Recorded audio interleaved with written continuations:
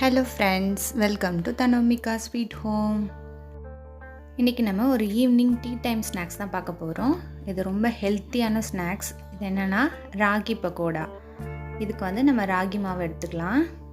ராகி வந்து ரொம்ப உடம்புக்கு நல்லது. சின்னவங்கலேருந்து பெரியவங்க வரையும் யார் வேணாலும் சாப்பிட்லாம்.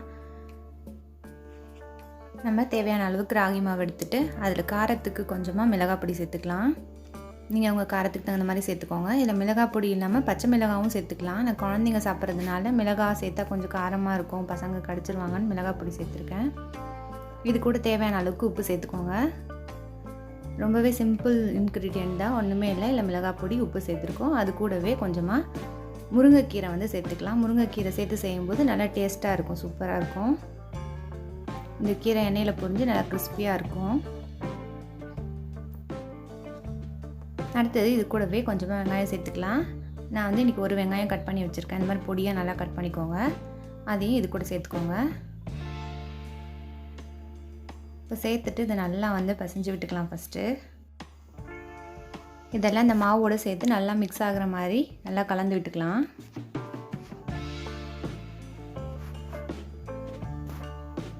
ரொம்பவே ஹெல்த்தியான ரெசிபி இது. நல்லா கிறிஸ்பியாக இருக்கும். நம்ம பகோடா மாதிரி செய்யும்போது நல்லா டேஸ்டியாகவும் இருக்கும். இந்த கீரைலாம் நம்ம சேர்த்து செய்யறதுனால, வெங்காயம் கீரைலாம் போடுறதுனால நல்லா டேஸ்ட்டாக சூப்பராக இருக்கும். இதை ஃபஸ்ட்டு நல்லா இந்த மாதிரி மிக்ஸ் பண்ணிக்கோங்க மாவோட. இப்போ இது கூட கொஞ்சம் கொஞ்சமாக தண்ணி சேர்த்து நம்ம பிசைஞ்சு எடுத்துக்கலாம். தண்ணி நிறைய ஊற்றிட வேணாம், கொஞ்சம் கொஞ்சமாக தெளித்து ஃபஸ்ட்டு அதை பிசைஞ்சு எடுத்துக்கலாம். ஏன்னா ரொம்ப நிறைய தண்ணி ஊற்றிட்டோன்னா வந்து கிறிஸ்பியாக வராது.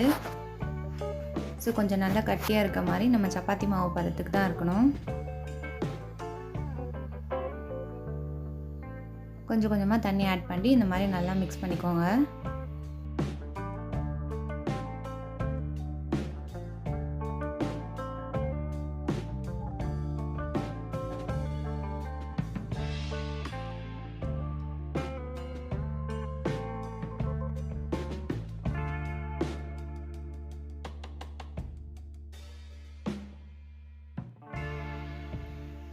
இப்போ நமக்கு இந்த அளவுக்கு இருந்தால் கரெக்டாக இருக்கும். ரொம்ப தண்ணியாக இருக்கக்கூடாது.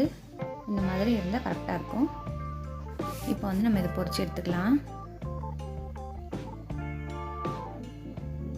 இப்போ எண்ணெய் சூடான உடனே கொஞ்சம் கொஞ்சமாக சின்ன சின்னதாக வந்து இந்த மாதிரி கிள்ளி கிள்ளி போட்டுக்கலாம்.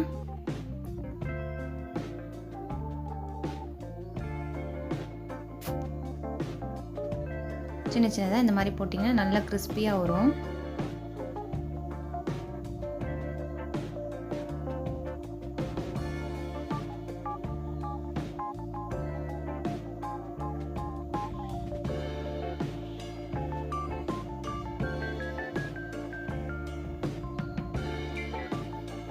இது நல்லா பொரியட்டும்.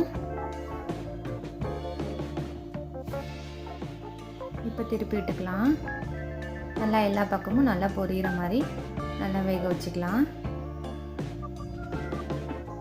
இது வெந்த உடனே நமக்கே திருப்பும் போது நல்லா தெரியும். ஒரு மாதிரி அழகாக நல்லா கிறிஸ்பியாக அந்த சவுண்ட் இருக்கும். அந்த மாதிரி ஆன உடனே நம்ம எடுத்துடலாம்.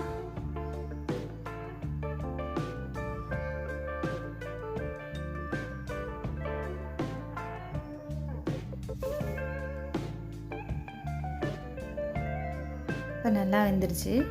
இந்த மாதிரி ஆகிடுச்சு. நல்லா கிறிஸ்பியாக இருக்கும். இந்த மாதிரி பார்க்கும்போது நமக்கே தெரியும். இந்த ஸ்டேஜ் வந்தோடனே நம்ம இதை எடுத்துடலாம். அவ்வளோதான். இந்த ஈஸியான, ஹெல்த்தியான அண்ட் டேஸ்டியான ராகி பக்கோடா ரெடி. இந்த வீடியோ உங்களுக்கு பிடிச்சிருந்துச்சுன்னா லைக் பண்ணுங்கள், ஷேர் பண்ணுங்கள், கமெண்ட் பண்ணுங்கள். மறக்காமல் நம்ம சேனலுக்கு சப்ஸ்கிரைப் பண்ணுங்கள்.